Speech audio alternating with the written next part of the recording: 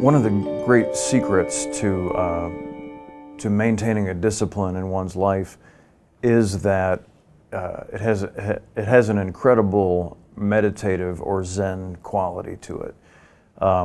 My character in this film, Frank, is a little bit obsessed with playing music and creating music.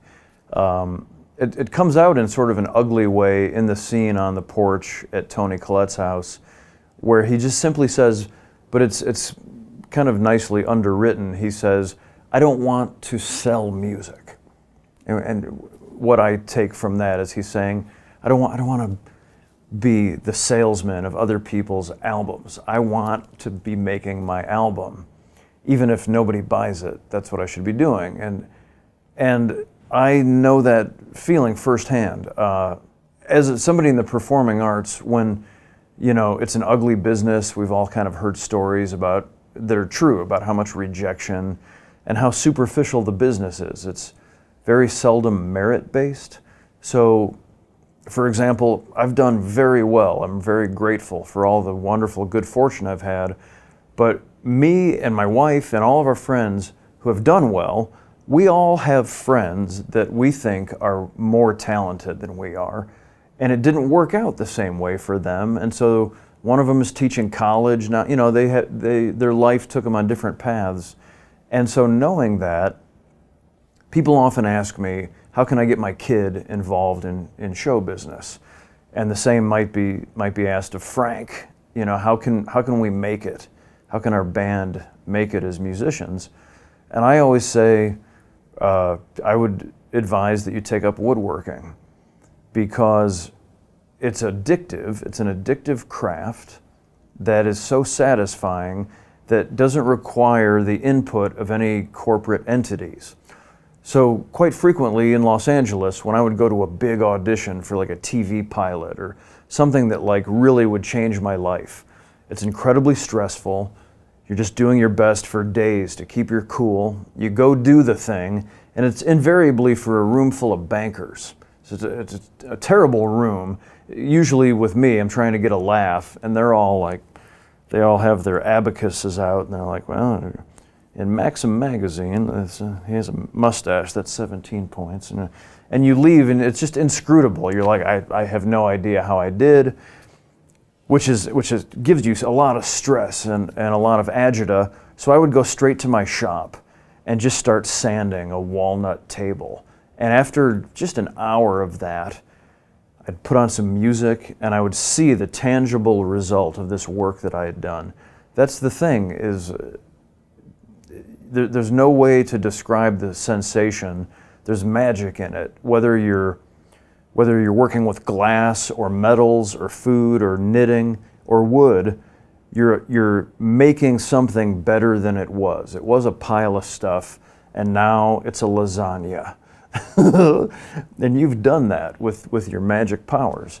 And so that sensibility, that Zen, I find so incredibly healthy. Again, as a human being with foibles, when left to my own devices, I will happily, especially when I was younger, I'd be like, oh, I suddenly have the day off unexpectedly. Let's go get drunk and go to the movies. And that's fun once in a while. I don't disparage it, but it should be a special occasion. When you get to doing it with any regularity, that's when it becomes unhealthy. And so anything in this realm, I have found it to be life-saving. And the thing is, it's antithetical to what we're taught about business, and especially about show business.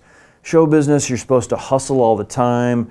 You're supposed to beat people's doors down and be flashy and selling yourself. And I was never able to do that stuff. If people weren't going to give me jobs based on the merit of the work I was doing, I wasn't interested in selling myself beyond that. And so I didn't do this because I was wise. I tricked myself into this by listening to the right teachers.